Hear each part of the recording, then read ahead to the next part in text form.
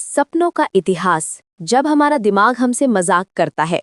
नमस्ते दोस्तों, और मेरे इस खास कोने में आपका स्वागत है, जहां हम मानव मन की सबसे अजीब, सबसे रहस्यमयी और सबसे जिद्दी घटनाओं पर सवाल उठाते हैं।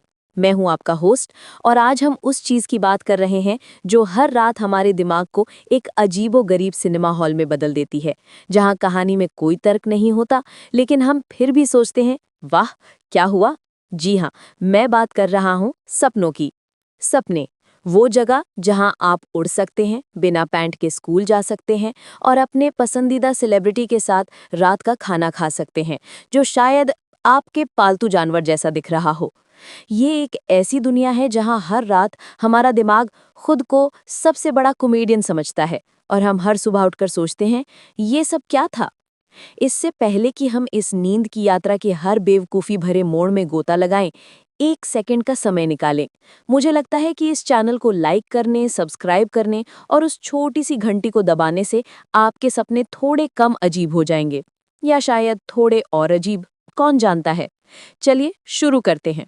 बधाई हो मानवता, हमने गुरुत्वाकर्षण को समझा, हमने परमाणु को विभाजित किया, हमने चंद्रमा पर कदम रखा, लेकिन हम अभी भी उस काल्पनिक दुनिया में जाते हैं जहां हमारी बिल्ली बोलती है और हमारे दांत गिर जाते हैं। कमाल है। अध्याय 1, प्राचीन दुनिया, जब हमारा दिमाग हमसे मजाक करता था। आइए सपनों के हमारी यात्रा की शुरुआत प्राचीन सभ्यताओं से करते हैं।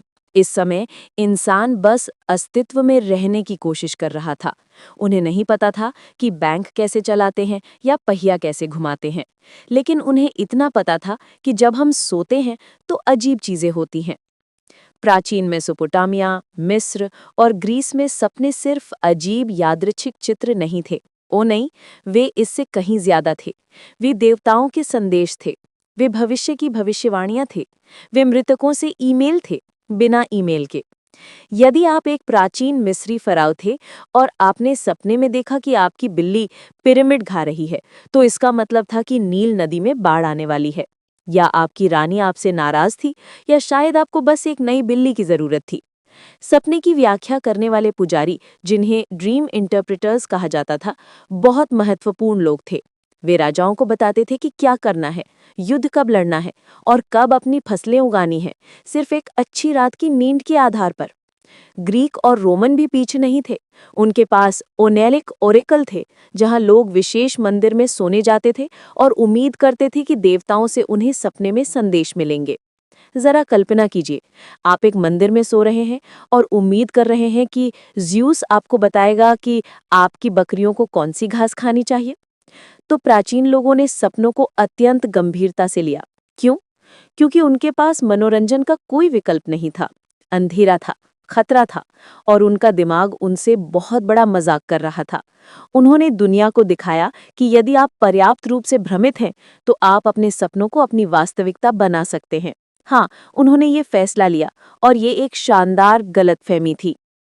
अध्याय 2, मध्य युग और पुनर्जागरण, जब सपने शैतान का काम थे, या शायद कब्ज का। अब घड़ी को थोड़ा आगे बढ़ाते हैं। हम मध्य युग में हैं। यूरोप पर ईसाई धर्म का प्रभाव है। अचानक सपने सिर्फ देवताओं के संदेश नहीं रहे, अब वे शैतान के संदेश हो सकते थे, या संतों के संदेश, या शायद सिर्फ अत्यधिक शराब के संदेश। चर्च ने अक्सर सपनों को संदिग्ध नजर से देखा। यदि आपने कोई बुरा सपना देखा, तो इसका मतलब था कि आप पर शैतान का प्रभाव था, और यदि आपने कोई अच्छा सपना देखा, तो इसका मतलब था कि आप बहुत घमंडी थे और शैतान आपको लुभा रहा था। ये ऐसी स्थिति थी जहां आप किसी भी तरह से हारने वाले थे। पर इस समय में भी लोग सपनों को समझने की कोशिश करते रहे। ड्रीम बुक्स या सोमनियारिया पॉपुलर थीं। इन किताबों में आपके सपनों के प्रतीकों का अर्थ बताया जाता था। यदि आप सपने में चूहा देखते हैं, तो इसका मतलब है कि आप एक दुश्मन से घिरे हुए हैं। यदि आप सपने में सोना देखते हैं, तो इसका मतलब है कि आपको बहुत सारा पैसा मिलने वाला है।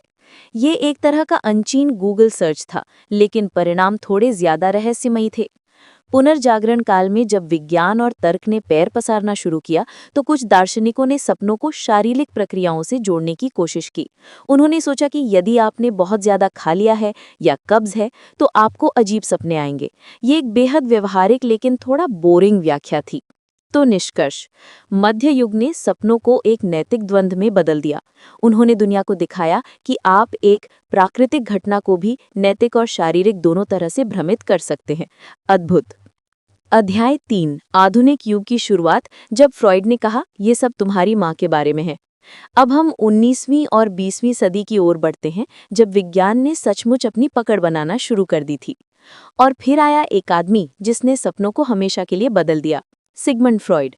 फ्रॉइड ने कहा, नहीं, सपने देवताओं के संदेश नहीं हैं, वे शैतान के संदेश भी नहीं हैं, वे तुम्हारे अवचेतन मन यानी अनकॉन्शियस माइंड के संदेश हैं। अचानक आपके सारे अजीबोगरीब सपने आपकी दबी हुई इच्छाओं, आपके बचपन के आघाते अनुभवों और हाँ, आपकी माँ के बारे में थे। फ्रॉइड की पुस्तक द इंटरप्रिटेशन ऑफ ड्रीम्स ने दुनिया को हिला दिया। अब यदि आप सपने में सांप देखते हैं तो ये सिर्फ सांप नहीं था, ये किसी छिपी हुई इच्छा का प्रतीक था, और अक्सर ये लिंग का प्रतीक होता था। हर चीज का एक गहरा मनोवैज्ञानिक अर्थ था, और हर कोई अचानक अपने सपनों का मनोविश्लेषण करने की कोशिश कर रहा था। क्या आप कल्पना कर सकते हैं, आप एक अजीब सपना देखते हैं कि आप एक उड़ते हुए घोड़े पर बैठे हैं और आपका दोस्त कहता है, ओह, इसका मतलब है कि तुम अपने पिता के खिलाफ विद्रोह कर रहे हो और तुम अपनी दबी हुई इच्छाओं को दबा रहे हो। फ्रॉइड ने सपनों को व्यक्तिगत समस्याएं बना दिया। इसके बाद कार्ल जंग जैसे लोगों ने फ्रॉइड के विचारों को थोड़ा आगे बढ़ाया। कार्ल जंग ने सामूहिक अवचेतन यानी कलेक्टिव अनकॉन्शियस और आर्केटाइप्स की बात की। उन्होंने कहा कि हमारे सपनों में कुछ ऐसे प्रतीक होते हैं जो सभी संस्कृतियों में समान होते हैं। तो यदि आप एक सांप देखते हैं तो ये केवल लिंग का प्रतीक नहीं था, ये पुनर्जन्म का भी प्रतीक हो सकता था। तो निष्कर्ष, फ्रॉइड और जंग ने सपनों को व्यक्तिगत समस्याओं का एक विशालकाय भंडार बना दिया। उन्होंने दुनिया को दिखाया कि हम एक प्राकृतिक घटना को भी व्यक्तिगत ग्लानि और छिपी हुई इच्छाओं से जोड़ सकते हैं। बधाई हो मानवता, हमने एक नई तरह की चिंता का आविष्कार किया। अध्याय 4, आधुनिक विज्ञान और नींद चक्र, जब हमें एहसास हुआ कि ये सिर्फ न्यूरॉन्स थे जो मजाक कर रहे थे। अब हम 21वीं सदी में हैं और विज्ञान ने सपनों को एक अलग नजरिए से देखना शुरू कर दिया है। अब हमारे पास न्यूरोसाइंस है और हम जानते हैं कि सपने नींद के REM यानी रैपिड आई मूवमेंट चरण में होते हैं। वैज्ञानिकों का कहना है कि सपने हमारे दिमाग का तरीका है जानकारी को प्रोसेस करना, यादों को समेकित करना और शायद भावनात्मक समस्याओं का हल करना। वे अब इसे इतना रहस्यमयी नहीं मानते। वे कहते हैं कि ये सिर्फ आपके दिमाग के न्यूरॉन्स हैं जो रात को अपने आप को व्यस्त रख रहे हैं। लेकिन फिर भी हम सपनों को समझने की कोशिश करते हैं। हमारे पास ड्रीम जर्नल्स हैं जहां हम अपने सपनों को लिखते हैं। हमारे पास ऐप्स हैं जो हमारे नींद चक्र को ट्रैक करती हैं और हमें बताती हैं कि हमने कितनी REM नींद ली। हम सपनों को हैक करने की कोशिश करते हैं, लूसिड ड्रीमिंग जैसी तकनीकों के माध्यम से, जहां आप जानते हैं कि आप सपना देख रहे हैं और इसे नियंत्रित करने की कोशिश करते हैं। क्या आप कल्पना कर सकते हैं, आप एक उड़ते हुए घोड़े पर बैठे हैं और फिर आप कहते हैं, नहीं, ये मेरा सपना है, मैं अब एक ड्रैगन पर उड़ना चाहता हूँ। ये एक तरह का अंतिम आत्मभ्रम है। और जब हम दिन में सपने देखते हैं तो हम अक्सर सोचते हैं कि ये हमारी वास्तविक आकांक्षाएं हैं। हम अपनी दिनचर्या से बचने के लिए काल्पनिक दुनिया में चले जाते हैं और फिर जब हमें वास्तविकता में वापस आना पड़ता है तो हमें बुरा लगता है। तो निष्कर्ष, आधुनिक विज्ञान ने सपनों को कम रहस्यमयी और अधिक जैविक बना दिया है, लेकिन फिर भी हम उन्हें पूरी तरह से नहीं समझते। हमने दुनिया को दिखाया कि हम कितना भी वैज्ञानिक रूप से उन्नत क्यों न हो, हम अभी भी अपने दिमाग के अजीबोगरीब नाटकों से मंत्रमुग्ध रहते हैं। कमाल है। अध्याय 5, सपनों की दुनिया से बाहर कैसे आएं? क्या ये वास्तव में जरूरी है? तो अब असली सवाल, सपनों की दुनिया से बाहर कैसे आए?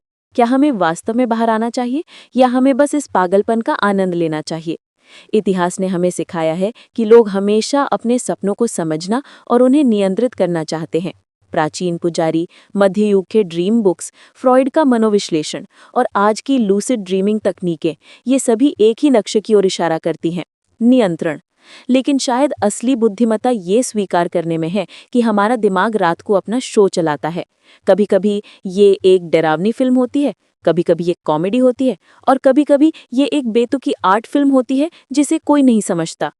सपनों की दुनिया से बाहर आने का सबसे अच्छा तरीका शायद ये है कि स्वीकार करना कि वे वास्तविक नहीं है और उन्हें अत्यधिक गंभीरता से न लेना। उन्हें एक निःशुल्क रात का मनोरंजन माने जो आपके दिमाग में सिर्फ आपके लिए बनाया है। यहाँ कुछ वैज्ञानिक या शायद सिर्फ सामान्य ज्ञान के सुझाव हैं। पर्याप्त नींद लें। यदि आप बहुत ज्यादा थके हुए हैं तो आपके सपने ज्यादा अजीब हो सकते हैं।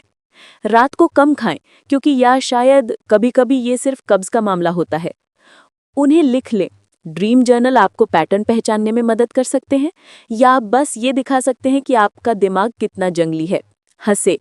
यदि आप सपने में एक उड़ते हुए सूअर को देखते हैं तो बस उस पर हंसते।